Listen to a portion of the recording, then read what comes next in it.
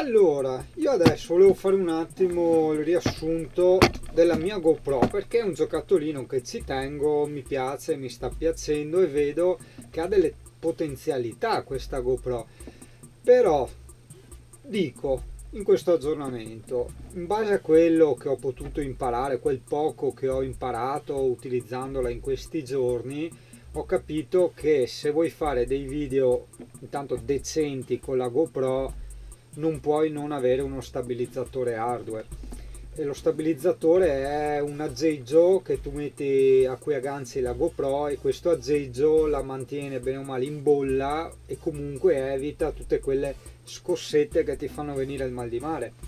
Queste scossette le ho rimosse da YouTube tramite l'opzione di YouTube o comunque anche via software, ti propongono vuoi stabilizzare oppure puoi farlo tu manualmente con altri software, però innanzitutto per fare la stabilizzazione via software viene giustamente deformata l'immagine del video.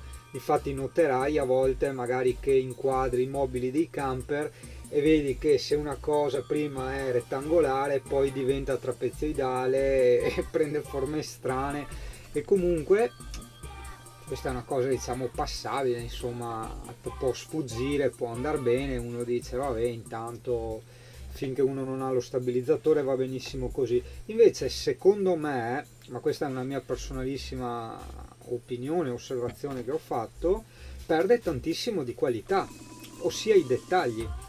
Cioè io vedo che una volta che il video è stabilizzato perdi i propri dettagli. Io registro in 1080, quindi la risoluzione è molto alta, però i video li vedi molto sfocati, disturbati, quando in realtà originali non erano così. E un'altra cosa, mi dispiace dirlo anche perché insomma non me la sarei mai aspettata, è la GoPro 4 Black, quindi fino a poco fa era il top di gamma. Il microfono fa seriamente schifo, non tanto come qualità ma come volume, cioè è una cosa ma neanche indecente, cioè a volte è proprio inutilizzabile. Io i video che metto via software alzo il volume al massimo, quindi quasi mai sono originali come volume, no? E quindi per cui anche qui per utilizzarla è veramente indispensabile un microfono. Io ho visto un microfono wifi che è su un sito, su un canale YouTube di un ragazzo molto bravo, Rove Therapy, e spiega che c'è questo microfono wireless senza fili, te lo agganci qui alla maglietta come quelli che usano negli studi televisivi, e c'è un altro pezzo che va attaccato dietro alla GoPro. Come durata mi sembra di aver capito che di registrazione dura 6 ore, quindi mi va benissimo, voglio dire, come durata mi va benissimo. Poi io comunque ho il camper per ricaricare tutte le mie cose, quindi problemi zero. In più anche tra gli accessori che danno in dotazione, un giorno quando lo prenderò farò anche la recensione fatta bene, ha la custodia impermeabile anche per il microfonino, mentre per la GoPro io ho già la sua impermeabile, però con lo sportellino dietro che non supporta il backpack. Il backpack sarebbero tutti quegli accessori che aumentano lo spessore alla fine in termini di centimetri della GoPro, però credo che costerà 10 euro una roba del genere, insomma voglio sperare, è proprio un pezzettino di plastica. E per il momento dai, ci accontentiamo dei video fatti così. Vedo che a volte insomma certe scene, certe parti sono effettivamente penose se non fastidiose, però insomma dai, prima ho portato pazienza, adesso iniziamo a trovare qualche lavoretto appunto, e poi tra le prime cose sì, c'è lo stabilizzatore e il microfono, forse prima il microfono e poi lo stabilizzatore. Lavori, guarda come è messo questo cane pericoloso, così dormi te e scodinzoli anche, ce la fai? Con questa codina qua, con questa codina, cane pericoloso, così si dorme, cane, così. La nostra missione è salvare gente. Per favore, capitano. Dobbiamo salvare tutti. No, cazzo. Ah, aspetta che finiamo bene. il video che hai visto appena adesso è stato fatto dentro, guarda, la sua custodia, sarebbe quella subacquea però con lo sportellino aperto per far passare l'audio. L'unica cosa strana è che la GoPro l'audio ce l'ha qua e qui è chiuso. Potevano farlo dietro, potevano pensarlo un po' meglio, forse alla 5 hanno risolto sta cazzata, insomma, che hanno fatto.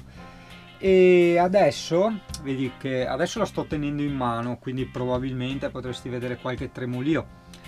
Adesso siamo fammi leggere che c'è scritto nel display davanti, siamo a 1080 come risoluzione, quindi non siamo in 4K, anche perché insomma i dispositivi che supportano il 4K sono veramente pochi e io preferisco il 1080 anche perché posso stare più in su di frame rate, che sarebbero i fotogrammi al secondo.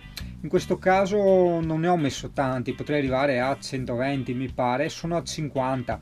Il 50 comunque mi consente di rallentare teoricamente a metà velocità. In pratica in realtà vedo che scendo perfettamente con buoni effetti visivi e risultati anche sotto la metà del tempo. Poi ho messo, per chi dovesse già averla e vuole vedere un po', la modalità di visualizzazione large, non la wide, quella deforma troppo, secondo me quella va bene quando vai in bicicletta o ti attacchi al surf, agli sci, altre cose.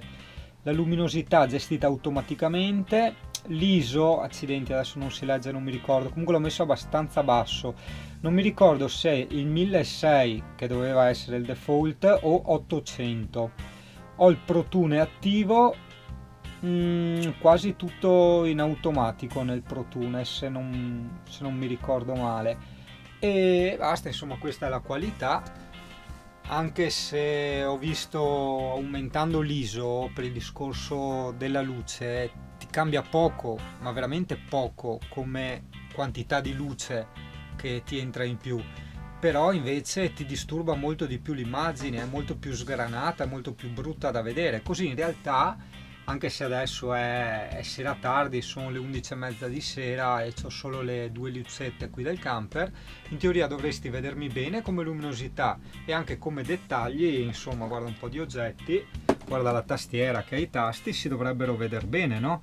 Non disturbati, sgranati. Almeno spero di non contraddirmi, adesso pubblico il video e vediamo, dai, ciao alla prossima!